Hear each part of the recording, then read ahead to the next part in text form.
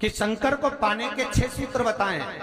पहला, मस्तक पर तिलक लगा दो, त्रिपुंड लगा दो। नहीं लगा सकते तो गले में रुद्राक्ष की माला पहन लो।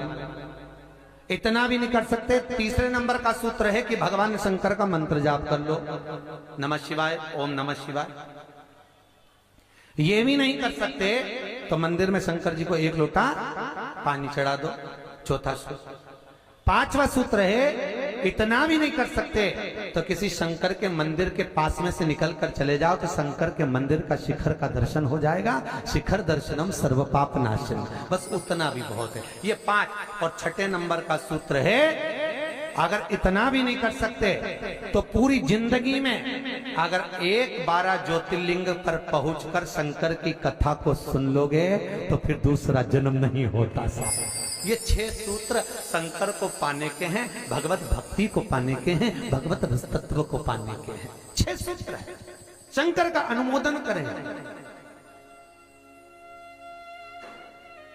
ऐसी कौन सी भूमि है, ऐसी कौन सी जगह है जहां शंकर नहीं है? हर जगह, हर तत्व में, कण कण में, हर जगह पर वही तो समाया है।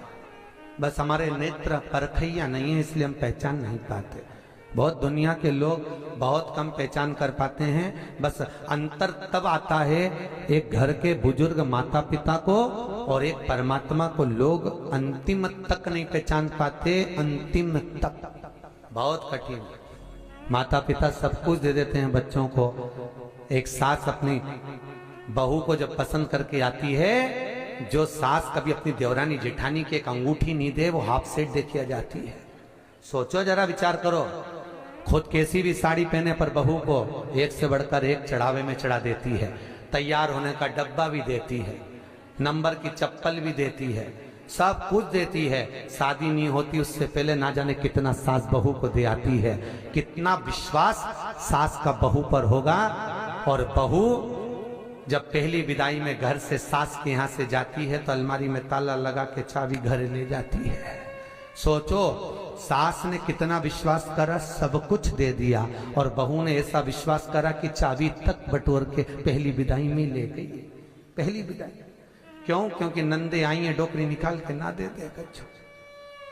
विश्वास कहां, भरोसा कहां, पूर्णता कहां है? भगवान शंकर की कथा कर रही है। 6 सूत्र में से अगर एक सूत्र भी भगवान शंकर का आपकी जिंदगी में आ गया तो जीवन का आनंद देने वाला हो गया। ध्यान देना, कन्यादान जो तुमने करा है उसका पुण्य तुम्हारे मरने से पहले हो सकता है कि समाप्त हो जाए।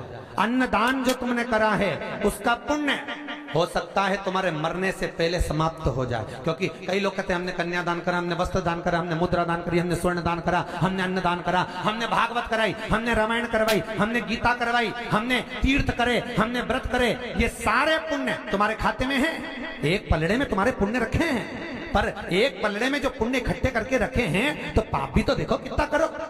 पाप भी तो देखो, मालूम पड़े मुंह से किसी की निंदा कर दी, उसी पुण्य में से कम हो गया। हुआ कि नहीं हुआ? अरे बोलो तो सही, अब 200 रुपए लेके आई थी, अब 200 रुपए में से खर्चा करते जा रहे हो तो होगा कि नहीं होगा खर्चा? थोड़ा गलत बोल दिया, पुण्य समाप्त हुआ। किसी को अपशब्द बोल दिए, पुण्य समाप्त हो गया। किसी के लिए गलत देख लिया, पुण्य समाप्त हो गया। किसी के लिए गलत सुन लिया, पुण्य समाप्त हो गया। हमने पुण्य तो बहुत कमाया, हमने ढेर पुण्य इकट्ठा करा। कन्यादान, वस्त्रदान, अन्नदान, मुद्रादान, स्वर्णदान, भागवत, रामायण, गीता, यज्ञ, अनुष्ठान,